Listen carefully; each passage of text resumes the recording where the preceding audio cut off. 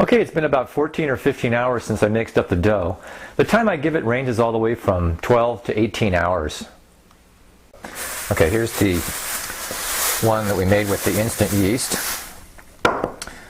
And I'll flour the surface here a little bit and do the stretch and fold technique, which you've seen a number of times with the other no-knead recipes.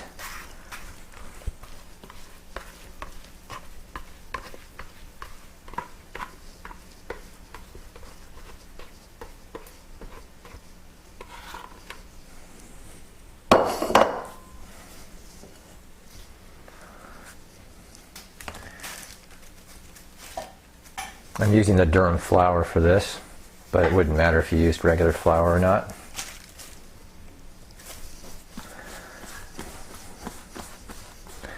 I like to really squish it out, stretch it, and fold it a lot, just because, you know, it's a no-knead recipe, and so there's no kneading. But that's the good part about it. The bad part is that there's no kneading, and I like working with the dough.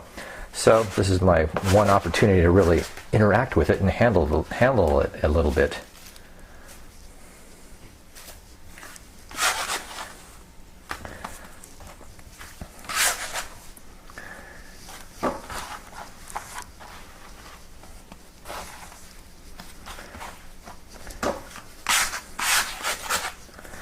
Try to tuck a little flour underneath it so it doesn't stick to the board while it's resting.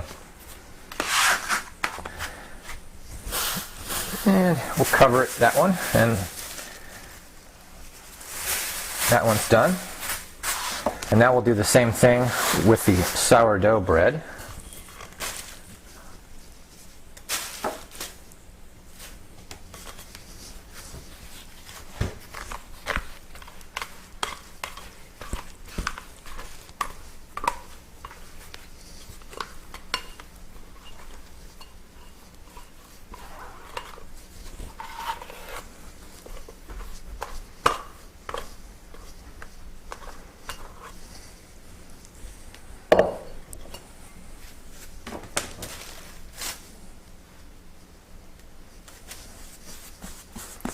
This one is noticeably stiffer than the other dough.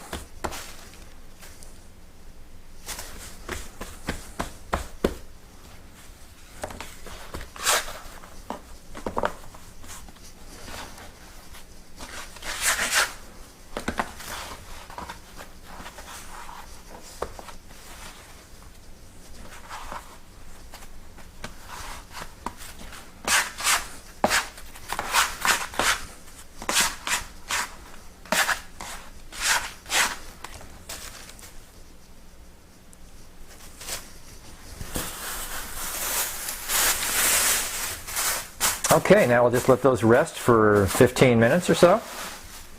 I'll go ahead and set the timer for 15 minutes so I don't forget. And now for something a bit different. While the dough is resting, I'm going to prepare the proofing baskets for the final rise. Instead of bran flakes, the usual bran flakes, I'm going to coat one basket with sesame seeds. And the use of sesame seeds is a critical component of this Sicilian no-knead bread, as you can imagine. And to get the seeds to stay in place, I'm going to spray the basket with olive oil.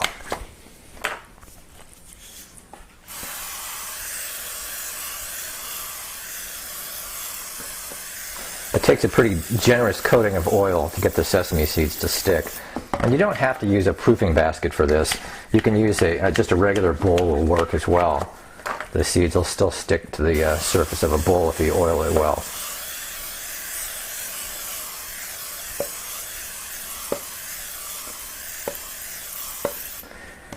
I hope that's sufficient. We'll find out in a second here. Now you might want to do this over a sink because sesame seeds tend to get all over the place.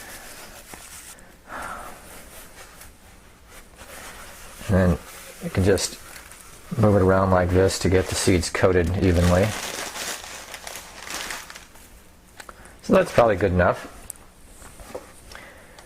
And with this one, I'm just going to put a sheet of parchment paper in it.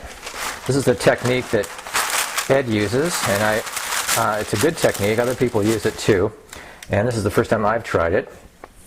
and that's just lining a basket with a sheet of parchment paper and giving it a light spray of oil. And after the 15-minute rest period, I'm going to sort of gently shape the yeasted dough into an oblong shape.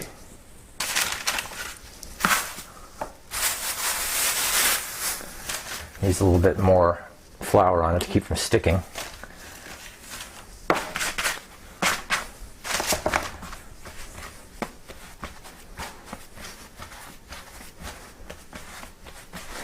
It's already poofed up quite a bit in just the 15 minutes it was sitting there. So I kind of want to knock it down a little bit, but I don't want to totally deflate it. So I'm just kind of beating it up a little bit so it'll reduce in volume some. I want to give it something to do during its final rise. That's good enough, I think. Now we'll just drop that into the oblong proofing basket.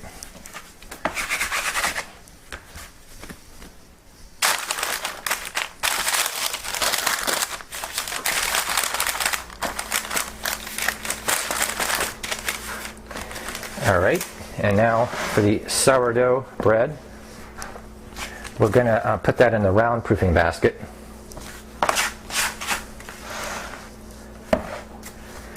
And this one's a little bit stiffer dough, so I can be a little bit rougher in handling it than I normally would. Normally you wouldn't even be able to do this with a typical no-knead bread because the dough is just too wet to handle. But this one I'm just going to kind of fold in a little bit, and this is something I do in the almost no-knead recipe, and I'm going to do it here again with this one. I'm just kind of creating a tight skin underneath, and it's a little bit sticky still, so it's kind of tough to handle, but we'll get by. And then I'm going to put the seam side up and let it rest inside there, and the sesame seeds will just adhere to it under its own weight. Okay, now the final resting period will commence, and that's going to be about an hour and 10 minutes total. It can vary a lot, from an hour to an hour and a half, and it kind of depends on the room temperature. I'm going to go a little bit on the short side today because it's a little bit warm, and so I'm going to set my timer for 35 minutes because in 35 minutes I'm going to start preheating the oven. And I forgot to show you that I'll be covering them with plastic while they're proofing.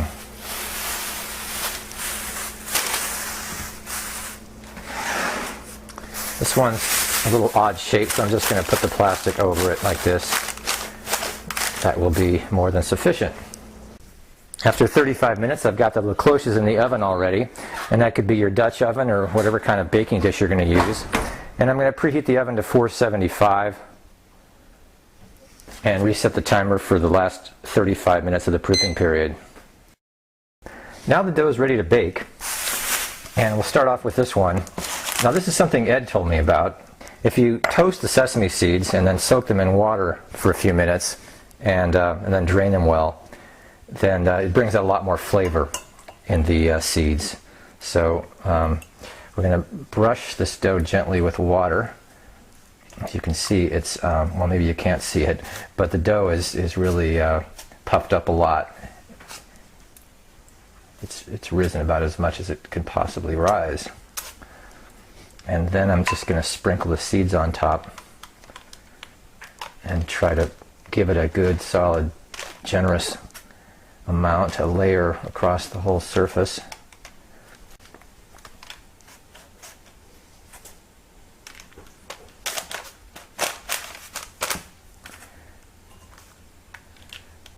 Now another thing you could probably try to do, I haven't tried it yet, but I would imagine it would work quite well, is you could brush the dough with an egg wash, and I imagine the seeds would probably stick even better, but we're just going to go with the water technique this time.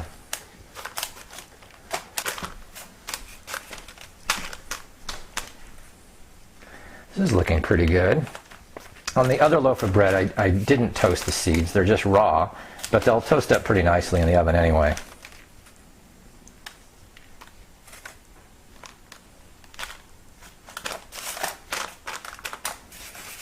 Oh boy, I think this is going to be great.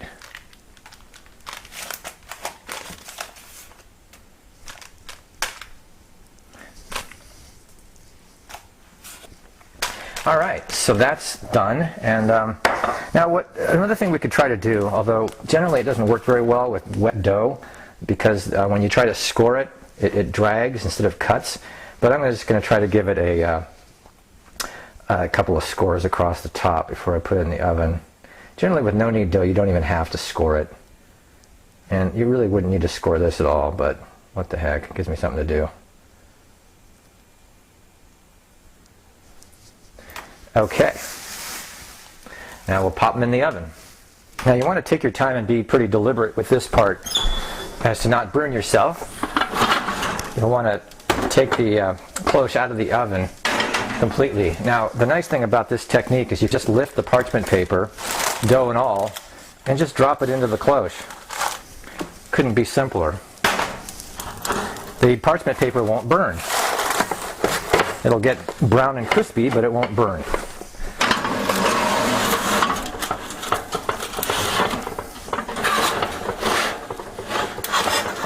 And then with the round loaf, it's all ready to go. And hopefully you can pick up what I'm doing here. I'm just putting my fingers over the top of the dough and inverting it and dropping it from very close to the cloche, so it's actually not dropping from any great distance.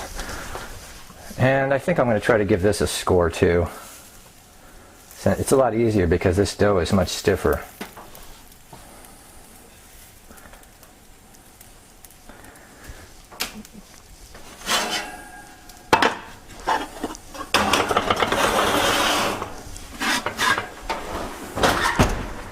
And we'll bake it for 30 minutes. And after 30 minutes, take off the lids and bake for 10 more.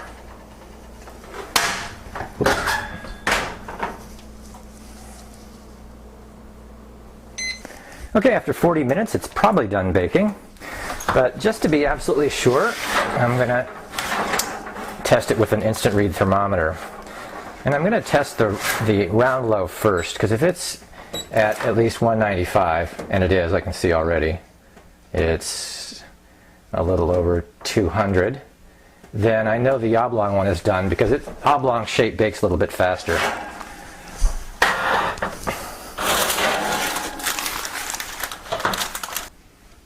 And now we'll just transfer them to the cooling rack. Sometimes it helps, I find, to use a little spoon to pick up the oblong loaf, because it's hard to reach in there sometimes. This one's a lot easier to handle.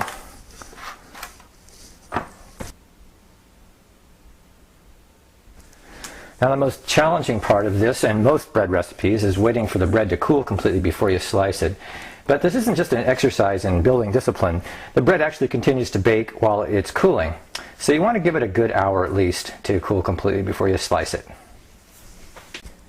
Alright, it's been a very long hour, so let's see what we have.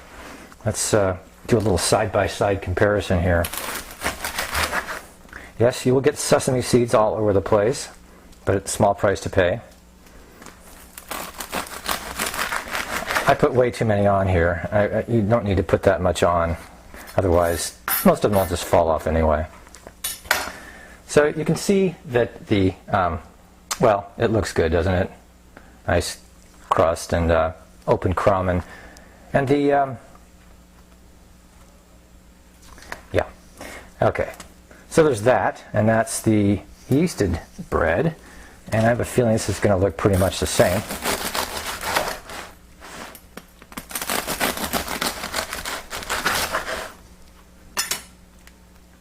It's a little bit of a denser dough, and the reason is because that's the way sourdough typically bakes up. But it still has the nice open crumb, big holes, and the crust is the same, crispy, and I don't know, it's just a great bread, and let's taste them and see how they compare. First, the yeasted version.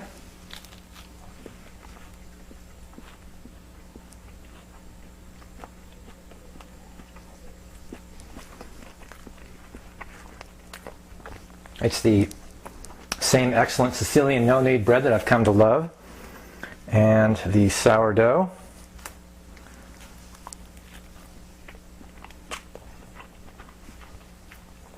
Predictably has a nice sourdough tang to it.